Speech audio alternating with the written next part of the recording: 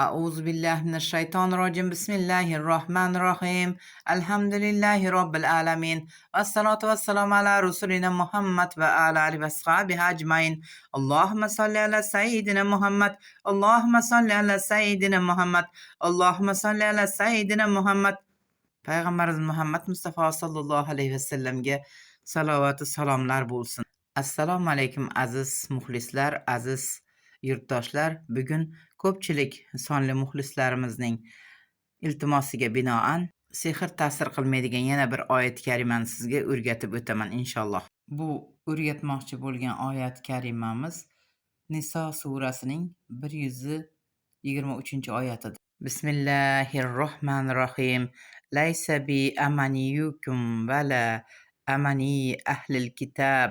Man ya'mal su'an yujza bihi vala yajid lahu min dunillahi valiyan vala nasira.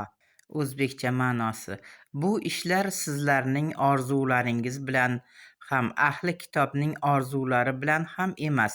Kim yomonlik qilsa jazosini oladi va o'zi uchun Allohdan boshqa himoyachi ham, yordamchi ham topa olmaydi. Mana shu duoni har namozdan keyin, bomdod namozi,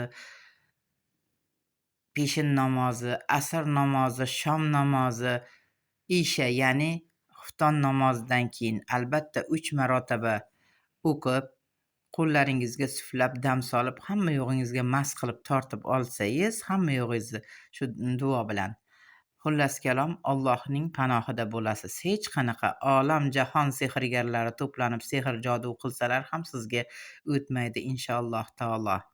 Keyin yana sizlarga bitta maslahat. Payg'ambarimiz Muhammad Mustafa sallallohu alayhi vasallam rivoyatiga qaraganda, bomdod namozidan keyin kim la ilaha illalloh vahdahu la sharika lah, lahul mulku va lahul hamdu va ala kulli shay'in qodir deb 101 marotaba aytsa, shom namozidan keyin ham 101 marotaba mana shu zikrni aytadigan bo'lsa, hech qanaqa jin, shayton, sehrgari, jini ham, bir narsalar ham kelib odamni bezovta qila olmaydi. Inshaalloh taolo mana shu zikrni qanchalik ko'p aytsangiz, Allohim uyingizga qut-barakot, rizqingizni mo'l qilib, hamma qiladigan ishlaringizga Alloh baraka ato etadi. E'tiboringiz uchun katta rahmat. Uyingizga qut-baraka, yaxshiliklar ato etsin. Allohim ikki dunyo saodatini bersin.